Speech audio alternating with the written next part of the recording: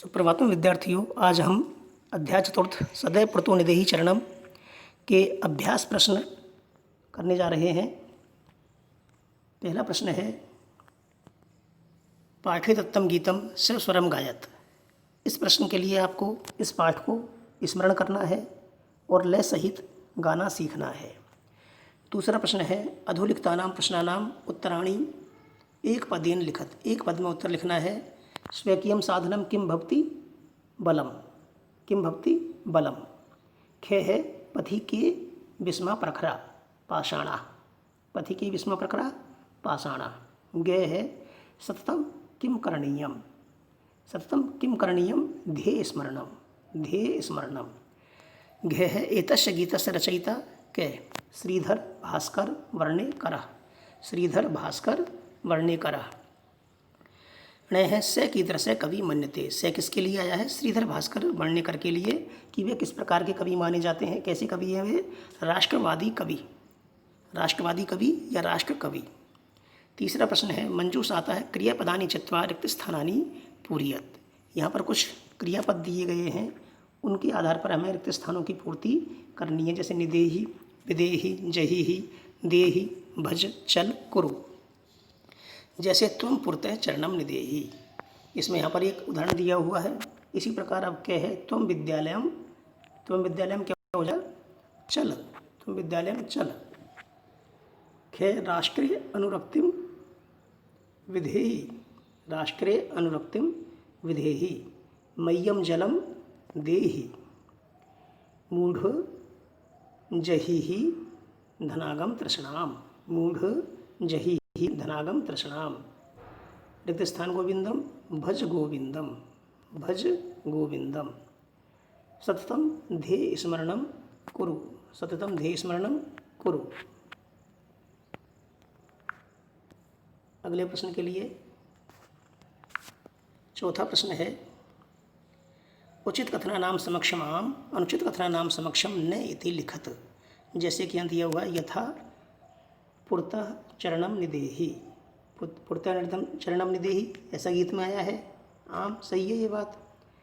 अब क्या है, निज निकेतनम गिरि शिखरे अस्ति। जैसा कि गीत में आया है, निज निकेतनम गिरि शिखरे अस्ति, सही है, आम लिख देंगे यहाँ पर।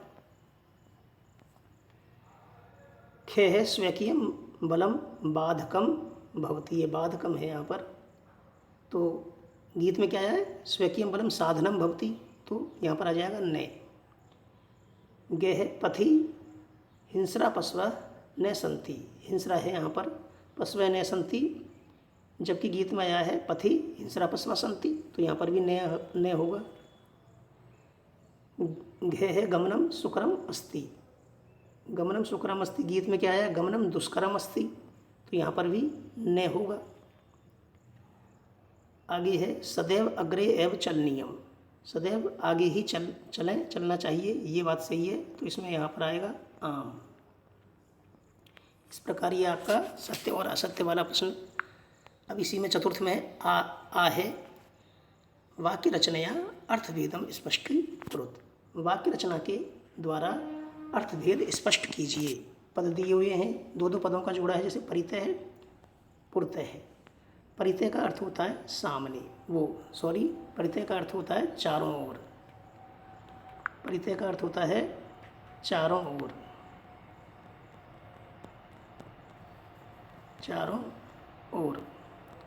हम इसका वाक्य प्रयोग करेंगे, पहले अर्थ लिखेंगे, उसके बाद वाक्य प्रयोग करेंगे। जैसे ग्रामम परितः, ग्रामम परितः जलम अस्ति, ग्रामम परितः जलम अस्ति।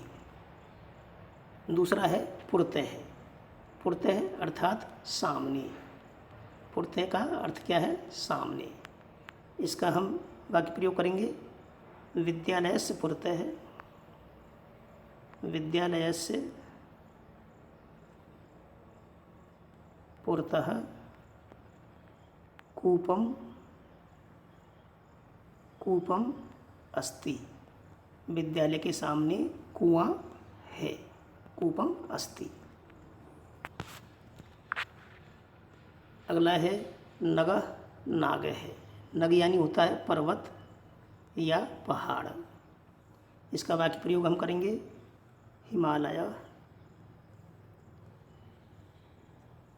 हिमालय संसारस्य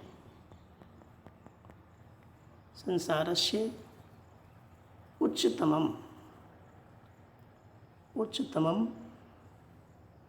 नगः अस्ति।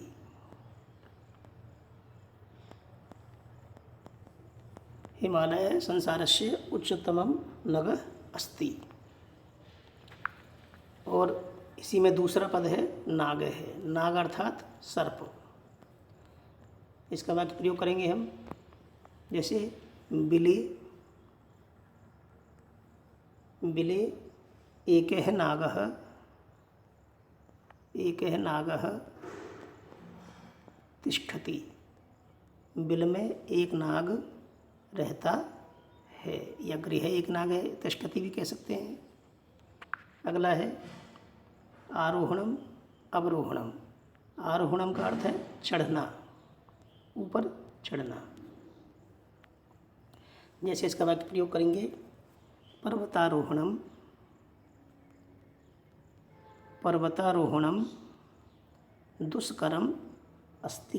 पर्वतारोहणम दुष्करम अस्ति। फिर है अवरोहणम। अवरोहण का अर्थ है उतरना। वाक्य प्रयोग होगा, वृक्षात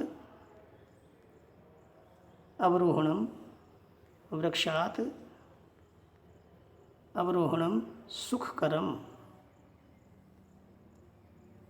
सुखकरम अस्ति। वृक्ष से उतरना सुखकर होता है, अवरोहणम। अगले पद हैं विषम सम। विषम का अर्थ होता है विषम, प्रतिकूल। इसका वाक्य प्रयोग होगा, मार्गे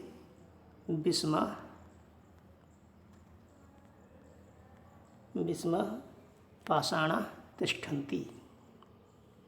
मार्गे विषमः पाषाणः तिष्ठन्ति। मार्ग में विषम अर्थात नुकीले, गहरे पत्थर हैं। दूसरा है इसी के साथ समा अर्थात सम, अनुकूल। मार्गा समा सन्ति। मार्गा समा सन्ति। मार्ग समतल है, मार्ग समा सन्ति। इस प्रकार ये आपका चौथा प्रश्न भी पूरा हुआ। अब आगे है पंचम प्रश्न। मंजूषातः अव्ययपदानि छित्त्वा रिक्तस्थानानि पूरयेत्। मंजूषा दी हुई है, उसमें कुछ पद हैं, जैसे एव, खलु, तथा, परितः, पुरतः, सदा, विना। ये अव्यय पद हैं। के है विद्यालय से खालिस्तान एकम उद्यानम अस्ति। तो विद्यालय से पुरतः, विद्यालय के सामने एक उद्यान है। विद्यालय से पुरतः। खे सत्यम रिक्त स्थान जयते। सत्यम एव जयते, सत्य की ही विजय होती है। गेह किम भवान स्नानम कृतवान। किम भवान स्नानम कृतवान, खलु आएगा इसके साथ। घे है स यथा चिंतति, यथा के साथ तथा आएगा, तथा आचरति। ग्रामम खालिस्तान वृक्षा सन्ति। ग्रामम परितः है, द्वितीय विभक्ति है, ग्रामम परितः आएगा द्वितीय विभक्ति के योग में, परितः है वृक्षा सन्ति। च विद्याम खालिस्तान जीवनम वृथा। विद्याम बिना, विद्या की बिना, बिना के योग में द्वितीय विभक्ति भी आती है। 6 है खालिस्तान भगवंतम भज, सदा भगवंतम भज। इस प्रकार ये आपका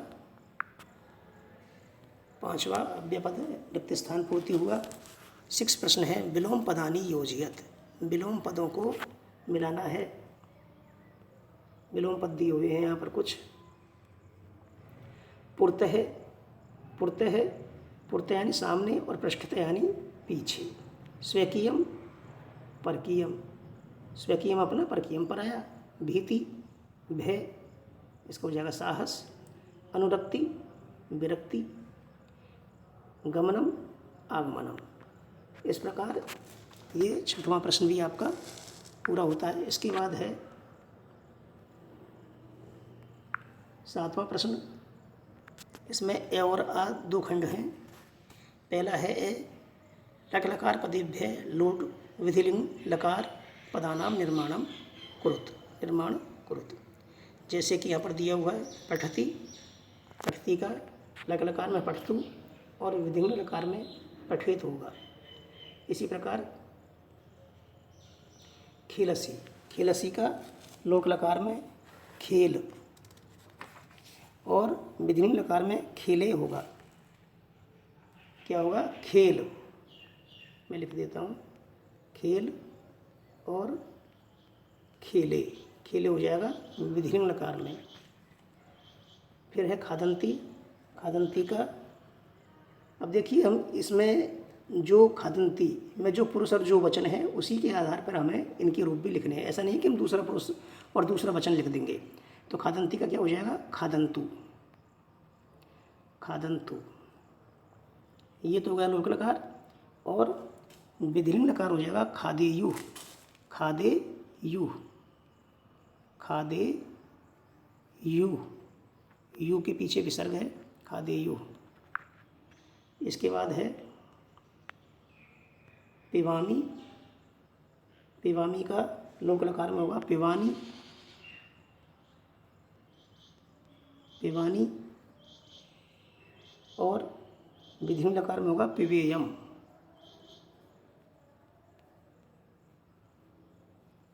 पिवेयम, पिवेयम।